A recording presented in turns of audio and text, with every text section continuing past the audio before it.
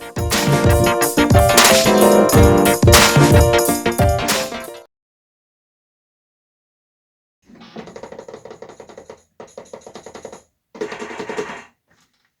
2.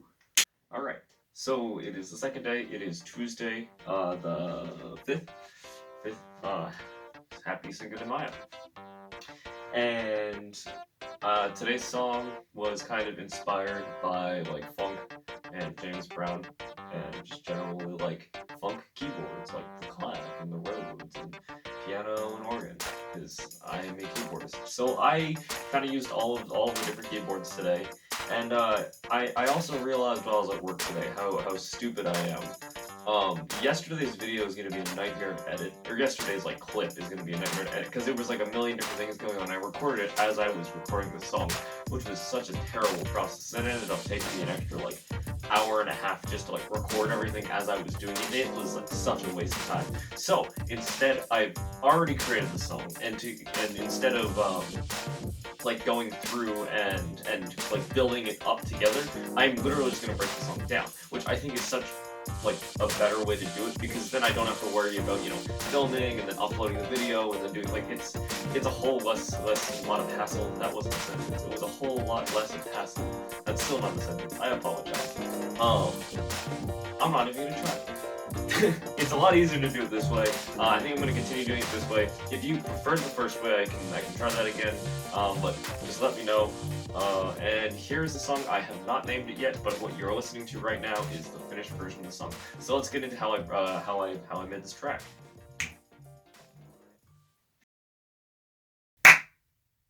All right, cool. We should be good now. Welcome to Tuesday's live session. And it's not a super complex song. It's just more like layering, more than anything really. It's only 7 tracks, and I only have light, so I can really only do up to like 8 tracks. But some of my songs have more like complex parts. This one, it's mainly just layering and then a solo. But yeah, let's get into it. Let's start.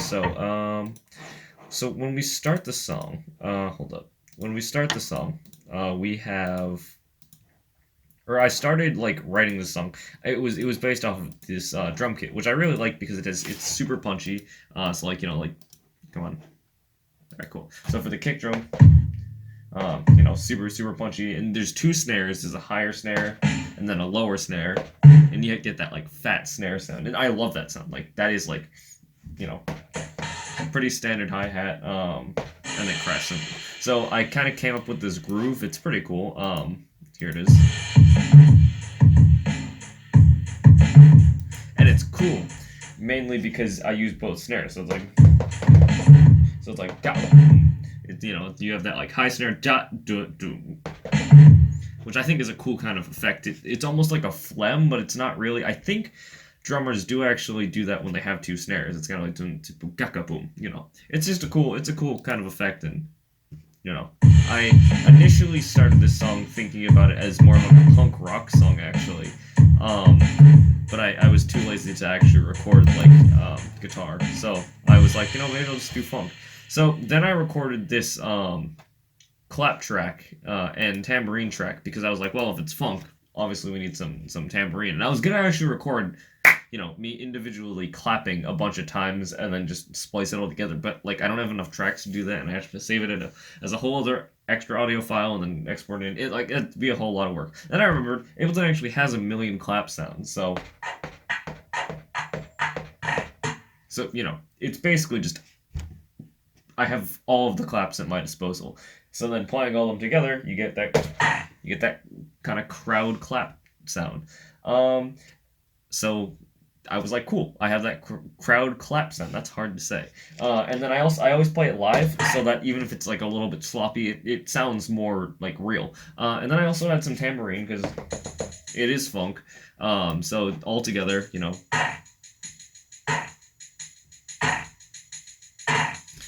Yeah, my tambourine playing on this was not great. There was a slight latency, which kind of made it swing a little bit. But together, you don't really notice it in the groove, and it's just a little bit sloppy. Yeah, that's the good stuff. So then I was like, well, I need something groovy. So Next, I recorded the bass line, and I was like, well, what am I going to do for this bass line? Because, I'm not the world's greatest bass player, but I thought I could like manage some like funky stuff. So it's just kind of like,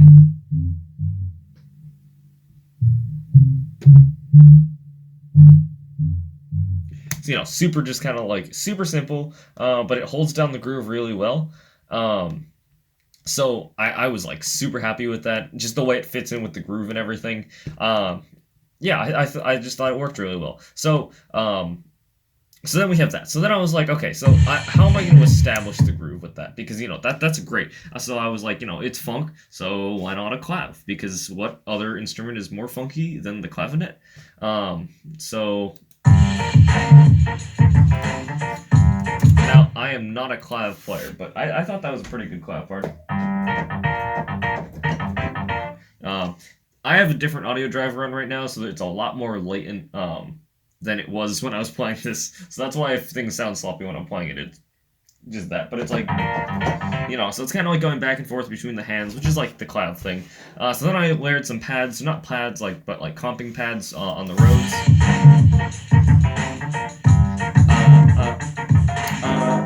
So that was cool. I had this kind of like grand piano, this like riff, which is kind of like the clav, but slightly more like piano-esque.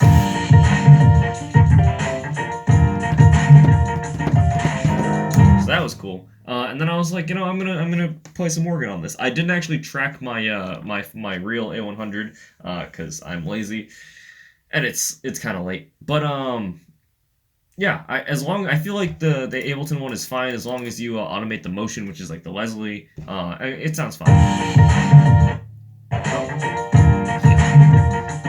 Yeah, the audio driver on this, I use the ASIO driver, but the one that comes with Ableton or that my laptop has isn't all that great, and it ends up kind of messing things up. So other than that, that's all like the individual parts of this. The rest of the song is just a piano solo, but all the parts together with that bass groove sounds like this.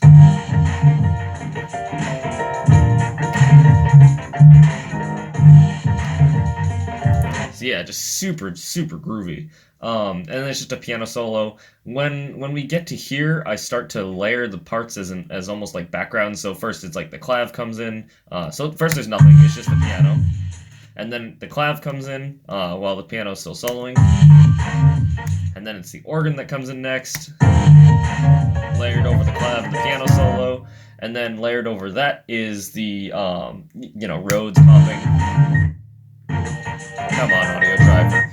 And then I do this thing where the bass drops out, and it's just a piano solo. So then that's kind of a super common thing in jazz and in funk, and I just like to do it. It sounds really cool too.